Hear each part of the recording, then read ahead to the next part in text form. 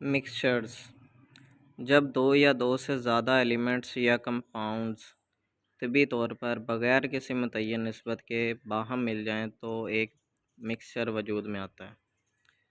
देखिए, एलिमेंट्स जो है ना, कीमियाई तरीके के अलावा, ठीक है, केमिकल तरीके के अलावा अगर तिबी तरीके से मिलते हैं ना तो क्या बनेगा? मिक्सचर बनेगा, और वो भी मुतय्यन निस्बत के साथ, बगैर किसी, ठीक है, बगैर किसी मुतय्यन निस्बत के साथ मिलेंगे तो क्या बन जाएगा? एक मिक्सचर।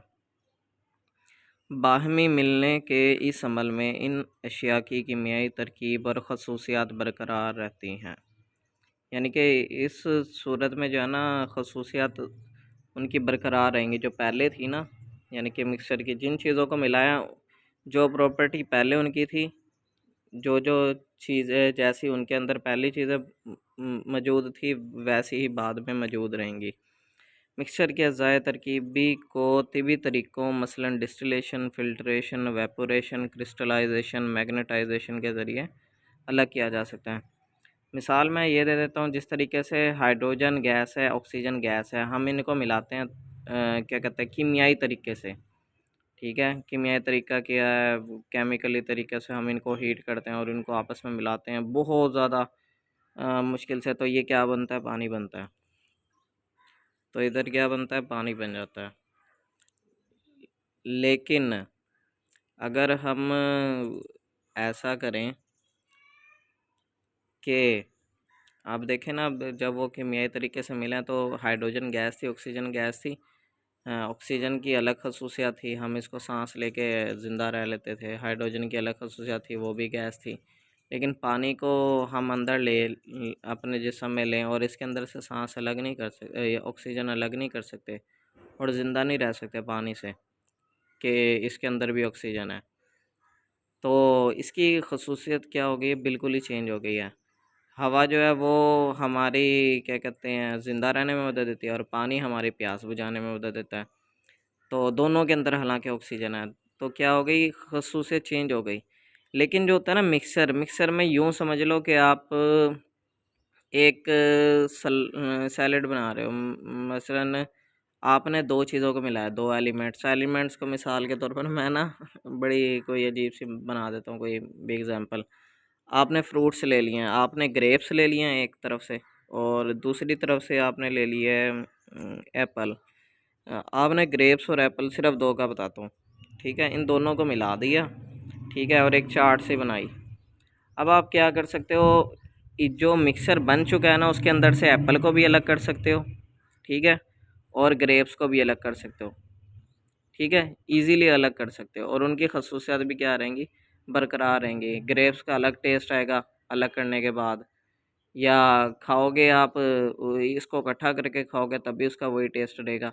लेकिन जो होता है ना, क्या कहते हैं, कंपाउंड, कंपाउंड जो होता है ना, वो एक अलग ही चीज़ बन जाती है।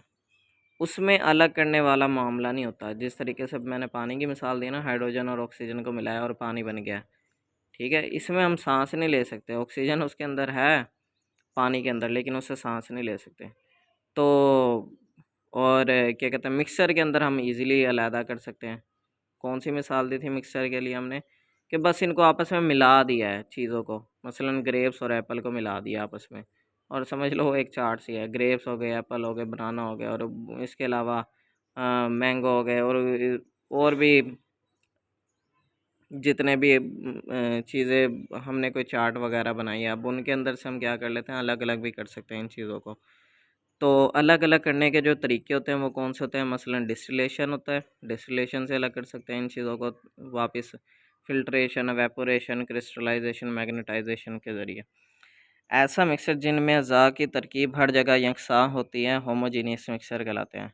अच्छा, अब वो वाले मिक्सर आ गए जिनके अंदर अज़ा जो है ना, यानी कि जो तमाम चीज़ें हैं ना, उनकी तरतीब जो है उनकी तरकीब जो है ना, हर जगह एक जैसी हो, तो वो कौन से मिक्सर कहलाएंगे? होमोजीनियस। मिसाल के तौर पर आप कह लेते हैं कोई मीठा दूध बना लेते हो, ठीक है, दूध और उसके अंदर चीनी डाली आपने, आप उसको मिक्स किया अच्छे तरीके से। जब हिलाओगे तो हर जगह से दूध जो होगा ना उतना ही मीठा होगा, ना कहीं पर कम मीठा होगा ना कहीं ज़्यादा। ये तो नहीं ना होगा कि शुरू वाला दूध मीठा होगा बाद वाला थोड़ा कम जायके वाला होगा, अगर अच्छे तरीके से आप हल करोगे उसके अंदर चीनी। लेकिन अब दूसरी मिसाल मैं ये दे देता हूँ हेट्रोजीनियस की। अब वो मिसालें आपको ये आम रूटीन वाली समझ नहीं ना आनी थी, इसलिए थोड़ी सी बना दी थी और भी। तो जैसा कि हवा हो गई, गैसोलीन हो गई और आइसक्रीम वगैरह, ये होमोजीनियस मिक्सचर है। वैसे वो भी मिसाल होमोजीनियस में बन जाती है इजीली, आप बनाएं अगर। जबकि दूसरी जानिब हेट्रोजीनियस मिक्सचर ऐसे मिक्सचर होते हैं जिनकी अज़ाया तरकीबी हर जगह पर एक जैसी ना हो, मसलन मिट्टी, चट्टान और लकड़ी। ठीक है, मिट्टी हर जगह एक जैसी ज़रख़ेज़ नहीं होती, कहीं पर चूना होता है, कहीं पर कुछ होता है, कहीं पर रेत वाली मिट्टी होती है, कहीं पर कुछ होती है। ठीक है, और चट्टान हो गई और इसी तरीके से लकड़ी हो गई। अब भी इसकी मिसाल मैं इस तरीके से दे देता हूँ कि मिसाल के तौर पर एक बिरयानी की प्लेट आई है। ठीक है, अब बिरयानी के प्लेट में चावल जो है वो होमोजीनियस होंगे, हर जगह एक जैसे होंगे नहीं, बल्कि हाँ चावल तो तकरीबन अगर उसमें मसाला हर तरीके से बल्कि उसमें मसाला सही तरीके से नहीं होता। चलो खैर मैं समझाता हूँ, हेट्रोजीनियस की मिसाल ही दे देता हूँ इसमें। तो चावल की प्लेट है बिरयानी की, उसमें जो बोटी होगी ना वो क्या होगी, हेट्रोजीनियस के तौर पर होगी, क्योंकि पूरे चावल की प्लेट में हर जगह पर आपको चिकन नहीं मिलेगा वो सिर्फ एक मखसूस जगह पर होगा। ठीक है, अगर आपने किसी दुकानदार से ली है या किसी दुकानदार से ली है, यानी कि 2-3 उसने बोटियाँ डाली हुई थी, तो वो कहीं कहीं पर मिलेंगी, हर जगह पर नहीं ना मिलेंगी, एक बड़ी प्लेट हो उसके अंदर भी। तो किसी के पास आ जाएगी,